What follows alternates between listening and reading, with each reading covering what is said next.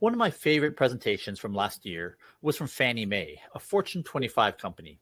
Kicking it off was Kimberly Johnson, Fannie Mae's EVP and Chief Operating Officer, who spoke about bringing business and technology leaders together to achieve their mission.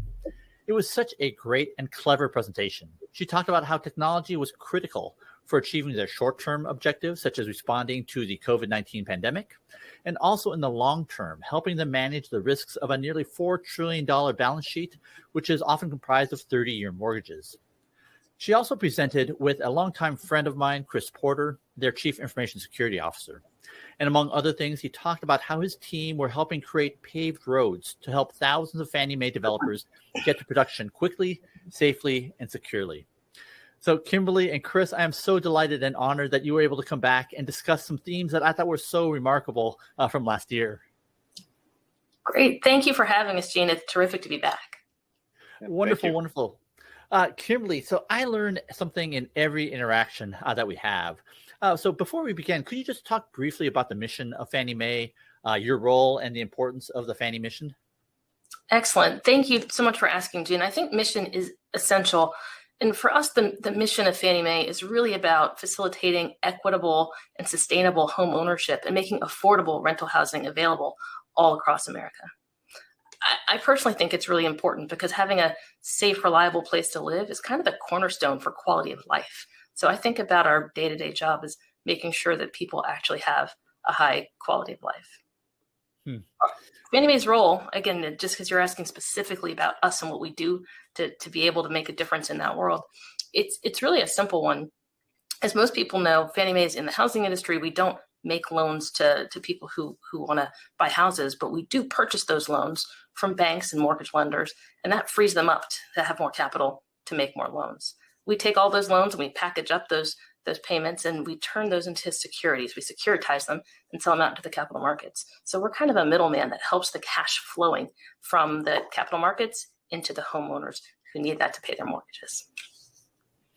Awesome. And what is your role in the giant machine that is Fannie Mae?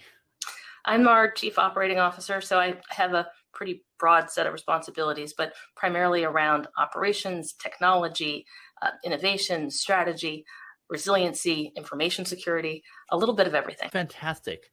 So, Chris, you and I have known each other for over a decade, and I've told you that the presentation that you gave with Kimberly and team is one of my favorite presentations ever. I mention it in almost every presentation I give these days. And you've shared with me how Kimberly Johnson is an incredible person to work for, partly because of her authentic and empathic leadership style. So can you talk about why those characteristics are so important and beneficial to you as leader of the InfoSec organization? Oh, and can you also introduce yourself and your role? Yeah, certainly. So as you mentioned, Gene, Chris Porter, I'm the Chief Information Security Officer here at Fannie Mae, and I'm in charge of all things cybersecurity, end to end, from access management to architecture, vulnerability management, et cetera. So I've got the full piece. I also own our first line risk organization. So get a little bit more technical and resiliency risk. That's where SREs will come in at some point as well. Wow. So you know, I've worked for Kimberly now for about 5 years, and I've got to be careful here so that I don't embarrass her on the line here. But you know, she was our chief risk officer before she became our COO. So I had a chance to work with her in my sort of dotted line capacity, and then my full line reporting directly to her.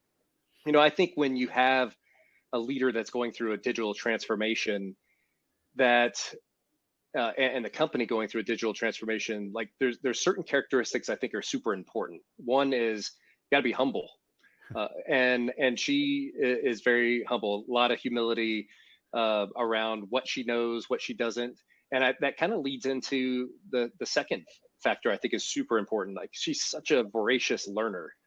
There are times where I'll be bringing something to our team and say, hey, I just heard this awesome podcast from Adam Grant last week on psychological safety, and it's so important to us. Hey, I want to share this with everyone. Kimberly's like, yeah, I was listening to that too. That's really cool. and so, like, just constantly, like, if there's books that I've read, she's been reading them. And so I think that voracious learning is super important, especially for someone who, came from our business side and didn't necessarily have the technology experience, but she's picked it up really fast. Let me tell you. And I think the other thing is she's very team focused, and I got a chance to see that when she was leading our risk organization. But she's also brought that same sort of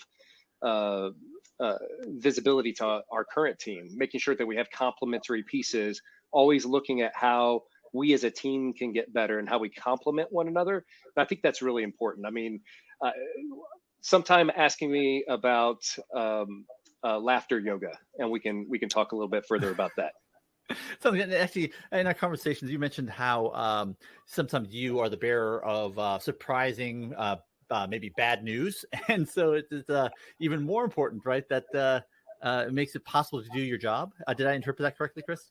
Yeah, certainly. I mean, CISOs in general, it's rare that we get to bring good news to folks. We're always highlighting some sort of risk. We're usually highlighting how we're the constraint in the organization from getting any work done. And so there's often times where we have to have really tough conversations around work that we need to get done or work somebody needs to do for us. And those are always conversations that are a little tougher. And, I think she always comes to them with a, tough but fair kind of thing, and is really looking at it from the broad perspective of how do we continue to protect Fannie Mae? How do we make the right trade-offs in the organization? And she's, always looking to do the right thing, which I think is super important.